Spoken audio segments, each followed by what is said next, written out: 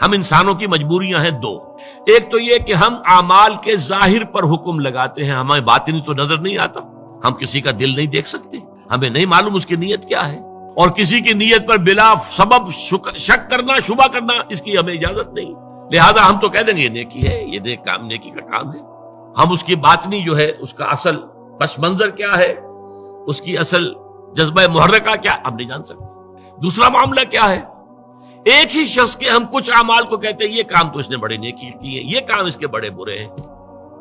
یہ بھی در حقیقت ہماری محدودیت ہے. حقیقت کے اعتبار سے انسانی شخصیت جو ہے ایک حیاتیاتی اکائی ہے. دیکھیے اگر آم کا درخت ہے تو آم لگے گا، اس میں نیبو کیسے لگ جائے گا؟ آم لگے گا، یہ نیم کی نمولی کیسے لگ جائے گی؟ اگر آپ ایک درخت میں دیکھتے ہیں کہ آم بھی لگا ہوا، نمولی بھی لگی ہوئی ہے، وہ کڑوی کسیلی نمولی بھی لگی ہوئی ہے اور میٹھا آم بھی لگا، آپ کیا کہیں گے؟ کیسے انہونی سی بات ہے. تو شخصیت تو ایک وحدت ہے، یا اس کے اندر خیر ہے یا شر ہے.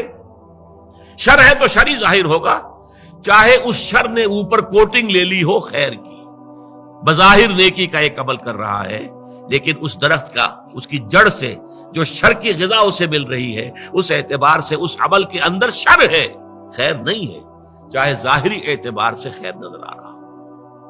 اسی طریقے سے جو شخص نیک ہے اس کے عمل میں نیکی ہی نظر آئے گی، برائی نہیں ہوگی. البتہ اس میں ایک استثناء ہے، جو حقیقتاً نیک ہے، جو اس پیمانے پر پورا اتر رہا ہے. وَلَكِنَّ الْبِرَّ مَنْ آمَنَ بِاللَّهِ وَالْيَوْمِ الْآخِرِ وَالْمَلَائِكَةِ وَالْكِتَابِ وَالنَّبِيِّينَ إِلَى آخِرِ الْآيَةِ. جو شخص اس پر پورا اتر رہا ہے اس سے بھی کبھی وقتی حالات کے تحت، وقتی اثرات کے تحت کوئی غلط کام سرزد ہو سکتا ہے. یہ نہ سمجھیے کہ اس سے کبھی بھی کوئی برائی جو ہے اس کا ظہور نہیں ہو سکتا، نہیں ہو سکتا ہے، لیکن فوراً توبہ کرے گا. اگر اس کے اندر نیکی ہے، وہ کسی بدی کو مستقل طور پر اپنی زندگی میں، اپنے کردار کے اندر جگہ نہیں دے سکتا.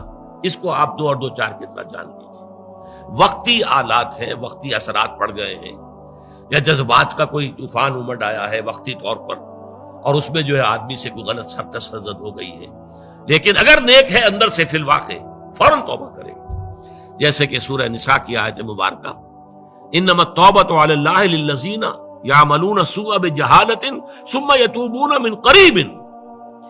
اللہ تعالیٰ نے اپنے ذمے لازم کر لی ہے ایسے لوگوں کی توبہ قبول کرنا کہ جو غلطی سے یا حالات کے دباؤ میں، جہالت میں، نادانی میں کوئی غلط کام کر بیٹھتے ہیں لیکن فوراً توبہ کرتے ہیں. تو یہ فوری توبہ ہوئی. یہ نہیں ہوگا کہ بدی اور نیکی کا امتزاج مستقل طور پر.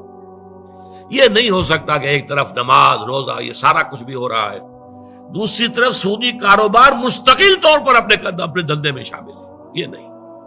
یہ اگر ہے تو اس کا مطلب یہ ہے کہ نیکی نہیں ہے.